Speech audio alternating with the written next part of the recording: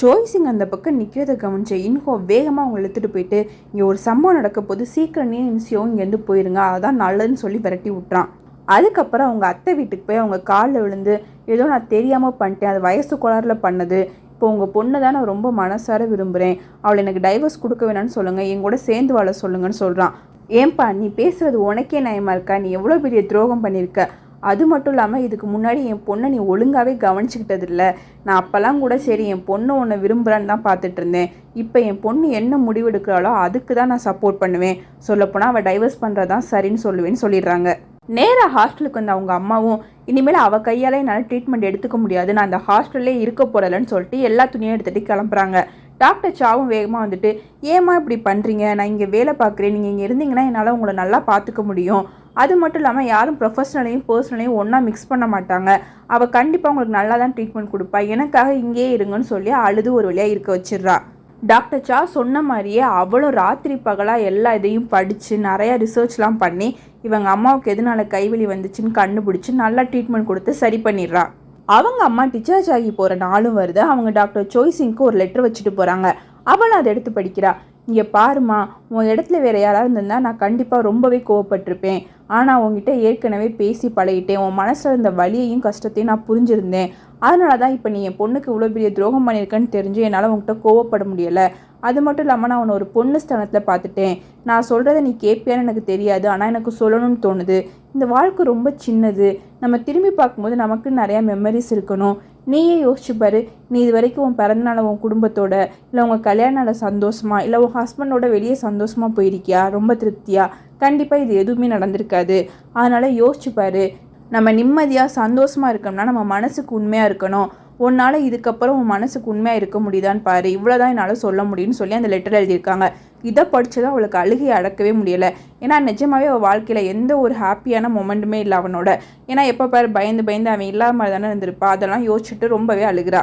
இப்படியே கொஞ்ச நாட்கள் போகுது. இன்ஹோவுக்கு அவன் வீட்டுக்கு டைவர்ஸ் நோட்டீஸ் வருது. இதை பார்த்து அவனும் கடைசியாக டைவர்ஸ் நோட்டீஸும் அனுப்பிட்டா, இவன் நான் என்ன சொன்னாலும் கேட்கவே மாட்டான்னு கத்திட்டு இருக்கான்.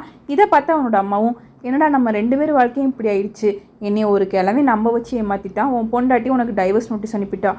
ஏன்டா டைவர்ஸ் கொடுத்தா நம்ம சொத்தெல்லாம் பிரித்து கொடுக்கணும்ல, இது தெரியாமல் இவள் பேரில் வேற நான் ஒரு கட்டடம் வாங்கிட்டேனடான்னு சொல்கிறாங்க. என்னது கட்டடம் வாங்கியிருக்கீங்களா? ஏம்மா என் வாழ்க்கையே போகுது, நீங்கள் கட்டடத்தை பற்றி கவலைப்பட்டுட்டு இருக்கீங்களா, போங்கம்மான்னு சொல்லிட்டு போயிடுறான். டாக்டர் ராய்க்கு உங்கள் டிஎன்ஏ மேட்ச் ஆகி உங்கள் குடும்பத்தை கண்டுபிடிச்சோன்னு போலீஸ் ஸ்டேஷன்லேருந்து ஃபோன் வருது. இவனும் டாக்டர் சாக்கிட்ட போய் எனக்கு போகிறதுக்கு ஒரு மாதிரியாக இருக்குது, நீங்களும் வாங்கன்னு சொல்லி கூப்பிட்டு போகிறான். அவளும் ரொம்ப எக்ஸ்பெக்ட் பண்ணாதீங்க, என்ன வேணால் நடக்கலாம், அதனால் எதுவுமே யோசிக்காமல் போங்கன்னு சொல்லி அனுப்புகிறா. உள்ளே போனால் இங்கே ஒரு தாத்தா இருக்கார். ஏண்டா உங்கள் அம்மா என் மகனை இழுத்துட்டு ஓடிப்போனால் 2 பேரும் கஷ்டப்பட்டு உன்னை யாருக்கோ தத்து கொடுத்துட்டு செத்து போயிட்டாங்க, இப்போ நீ எங்கள் சொத்தெல்லாம் அபகரிக்கலான்னு வந்திருக்கியான்னு கேட்குறாரு. இதை கேட்டது அவனுக்கு ரொம்ப கஷ்டமாயிடுது. இனிமேல் நமக்கு இந்த குடும்பத்தோட எதுவும் வேணான்னு சொல்லிட்டு வந்துடுறான். அவன் அப்செட்டாக வர பார்த்ததுமே ஏதோ தப்பாக நடந்திருக்குன்னு டாக்டர் சா கண்டுபிடிச்சிடுறாங்க.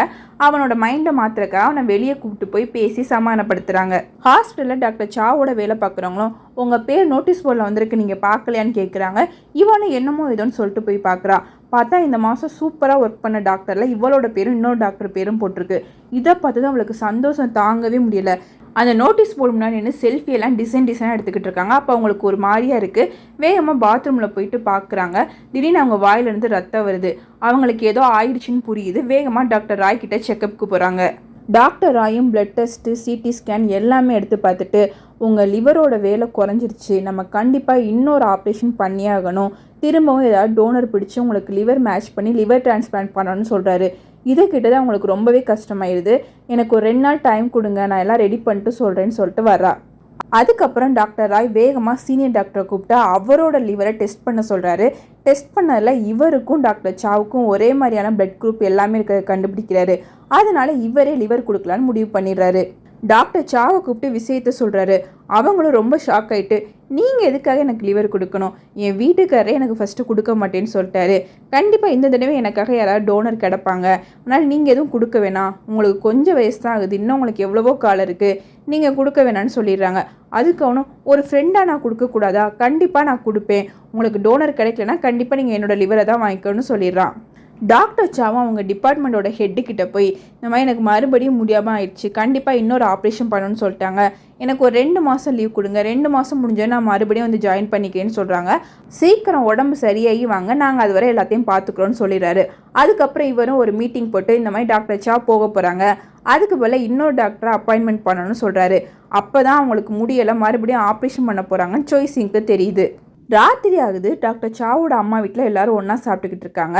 சாப்பிட்டுக்கிட்டு இருக்கும்போது அவங்களும் எனக்கு மறுபடியும் உடம்பு சரியில்லை, நான் இன்னொரு ஆப்ரேஷன் பண்ணணும்னு சொல்லியிருக்காங்க, அதனால் நான் இன்னும் கொஞ்ச நாள் லீவ் போடுற மாதிரி இருக்கும், ஆனால் கண்டிப்பாக நான் இந்த தடவை சீக்கிரமாகவே சரியாயிருவேன்னு சொல்கிறாங்க. இதை கேட்டு அவங்க பொண்ணுக்கும் பையனுக்கும் ரொம்பவே கஷ்டமாயிருது. இதை பார்த்து அவங்களும் கவலைப்படாதீங்க, தடவை எனக்கு முடியாமல் வந்தப்போ தான் நான் ரொம்ப பயந்தேன், ஆனால் எனக்கு இப்போ சுத்தமாக பயம் இல்லை, வாழ்க்கைன்றது ஒரு நிலையற்றது, நமக்கு எப்போ வேணால் என்ன வேணால் நடக்கலாம், நம்ம வாழ்வோமா சாவோமான்றது நம்ம கையில் கிடையாது, என்னால் முடிஞ்ச வரைக்கும் நான் கண்டிப்பாக என்னோடய பெஸ்ட்டை கொடுப்பேன், என் உடம்பும் கண்டிப்பாக போராடும், நீங்கள் யாரும் எதுவும் பயப்படாதீங்க, சீக்கிரம் ஆப்ரேஷன் முடிஞ்சு நான் வந்துடுவேன்னு நம்பிக்கை இருக்குன்னு அவங்க தைரியமாக பேசுகிறாங்க. அவங்க பேசுகிறத பார்த்து அவங்களுக்கும் கொஞ்சம் தைரியம் வருது. டாக்டர் சா லீவ் போட்டு ஹாஸ்டலில் விட்டு போனதும் அவங்களுக்கு ஆப்ரேஷன் ஆக போகிற நியூஸும் இன்ஹோவுக்கு தெரியுது. இதை கேள்விப்பட்டதும் அவனுக்கு சுத்தமாக மனசே சரியில்லை.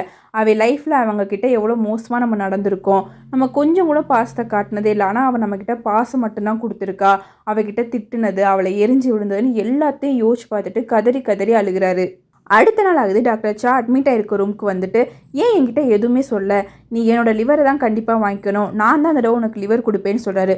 அதுக்கு அவங்களும் எதுக்காக நீங்கள் லிவர் கொடுக்கணும், லிவர் கொடுத்தா நான் டைவர்ஸ் வேணான்னு சொல்லிடுவேன் நினச்சிங்களா, இல்லை லிவரை கொடுத்துட்டு இவளுக்கு ஜீவானம்சமாக எதுவும் கொடுக்காம விரட்டிடலான்னு உங்கள் அம்மா ஏதாவது பிளான் போட்டிருக்காங்களா, என்ன நினச்சிக்கிட்டு இப்போ வந்து லிவர் கொடுக்குறேன்னு சொல்கிறீங்க, நான் தடவை சாக கிடந்தப்போ உங்களுக்கு கொஞ்சம் கூட மனசு இறங்கலை, இப்போ மட்டும் என்ன புது அக்கறைன்னு கேட்குறாங்க.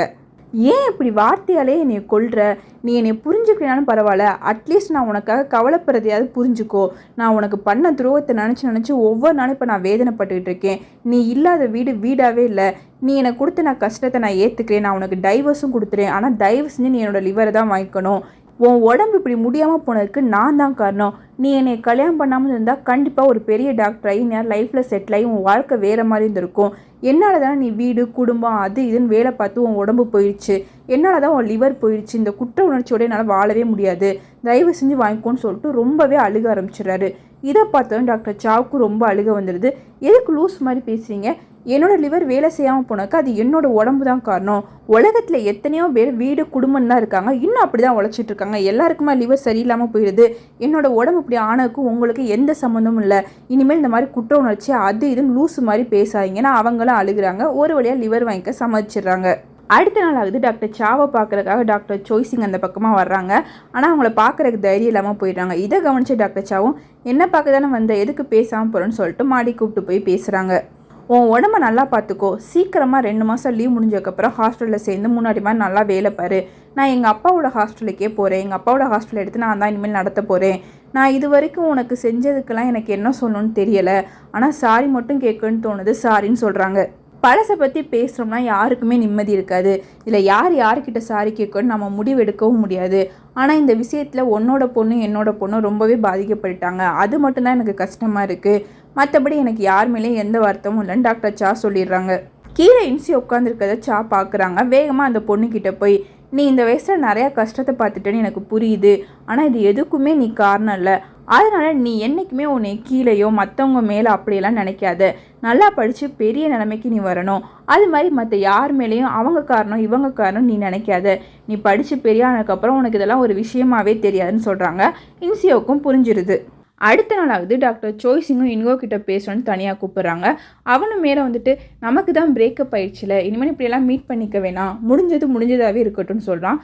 அதுக்கு அவங்களும் நானும் அதை தான் சொல்கிறேன், பிரேக்கப் ஆகிடுச்சு, இனிமேல் நீ என் லைஃப்பில் கிடையாது, ஆனால் இன்சியோ இருக்கா, இன்சியோவுக்கு ஒரு அப்பாவாக நீ இருக்கணும், முடிஞ்ச அளவுக்கு நல்ல அப்பாவாக இருக்க ட்ரை பண்ணு, மற்றபடி நான் உங்கள்கிட்ட எதுவுமே எதிர்பார்க்கல, நான் இன்றைக்கி இந்த ஹாஸ்பிட்டலை விட்டு போகிறேன், இனிமேல் எங்கள் அப்பா ஹாஸ்பிட்டலில் தான் பார்த்துக்க போகிறேன்னு சொல்லிட்டு போயிடுறாங்க.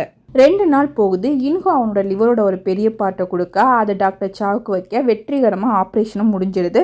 ஆப்ரேஷன் தேட்டருக்கு வெளியே மாமியாரும் இப்போ தான் என் பையன் நினச்சா பெருமையாக இருக்குது, தடவை நானும் லிவர்லாம் கொடுக்கக்கூடாதுன்னு ஓவராக பண்ணிட்டேன், என் மருமகளோட அருமை இப்போ தான் புரியுது, ஆனால் என்ன 2 பேரும் பிரிய தான் போகிறாங்கன்னு சோகமாக பேசிகிட்டு இருக்காங்க. அப்படியே 2 மாதம் ஓடிடுது. டாக்டர் சாவும் நல்லாவே ரிக்கவர் ஆயிடுறாங்க. அவங்களுக்கும் இன்ஹோவுக்கும் கோர்ட்டில் டைவர்ஸ் கொடுத்துட்றாங்க. கோர்ட்லேருந்து வெளியே வந்த டாக்டர் சாவும் நம்ம 2 பேருக்குள்ளே இனிமேல் எந்த மனஸ்தாபமும் வேண்டாம், நம்ம 2 பேருக்குள்ளே கணவன் மனைவி உறவு தான் ஒர்க் ஆகலை, நம்ம 2 பேரும் நல்ல ஃப்ரெண்ட்ஸாக இருக்கலாம், அது மட்டும் இல்லாமல் உங்கள் பிள்ளைங்களுக்கு நீங்கள் ஒரு நல்ல அப்பாவாக தான் இருந்தீங்க, அதனால் எப்பயும் ஃப்ரெண்டாக இருக்கலாம்னு சொல்லி கை கொடுத்துட்டு கிளம்பிடுறாங்க. டாக்டர் சாக்கு டைவர்ஸ் ஆகிடுச்சுன்னு தெரிஞ்ச டாக்டர் ராயா உங்களை மீட் பண்ணி ஒரு வழியாக நீங்கள் நினச்ச மாதிரி டைவர்ஸ் வாங்கிட்டீங்க, அதே மாதிரி சீக்கிரம் டாக்டர் ஆகிறதுக்கும் வாழ்த்துக்கள், நான் எப்போவுமே ஒரு நல்ல ஃப்ரெண்டாக உங்கள் கூடவே இருப்பேன்னு சொல்கிறான். இப்போ அப்படியே 3 வருஷம் கழித்து காட்டுறாங்க. டாக்டர் சா அவங்களே ஓனாக ஒரு ஹாஸ்டல் ஓப்பன் பண்ணிட்டாங்க. அங்கே அவங்க அம்மாவும் கூடவே இருக்காங்க. இன்ஹோ அந்த ஹாஸ்டல்லே ஒரு பெரிய பொசிஷனுக்கு ப்ரொமோட் ஆகிடுறான். அது மட்டும் இல்லாமல் எப்போயாவது டாக்டர் சோயோட ஹாஸ்டலில் பெரிய ஆப்ரேஷன் நடக்கணும்னு ஹெல்ப் கேட்டால் அங்கேயும் போய் ஹெல்ப் பண்ணுறான். அவங்க கூட ஃப்ரெண்டாக இருக்கான். டாக்டர் ராய்க்கு அவருக்கு பிடிச்ச மாதிரி ஒரு பொண்ணு கிடச்சது. அந்த பொண்ணோட டேட்டிங் பண்ணிகிட்ருக்காரு. சனிக்கிழமை ஆனால் பொண்ணு இன்சியோவை போய் மீட் பண்ணுறான், அவரோட டைம் ஸ்பெண்ட் பண்ணுறான். அதே மாதிரி ஞாயிற்றுக்கிழமை ஆனால் கண்டிப்பாக டாக்டர் சாவோட வீட்டுக்கு போயிடுறான். அங்கே போய் அவங்க பையன், அவங்க மருமக வேறு யாரும் இல்லை, சீனியர் டாக்டர் தான், அவங்க பொண்ணோட டைம் ஸ்பெண்ட் பண்ணுறான். இப்படியே 2 ஃபேமிலியோடையும் ஃப்ரெண்டாக இருக்கான். இப்படியே அவங்களோட வாழ்க்கையும் போகுது. இதோட இந்த ட்ராமாவும் முடியுது.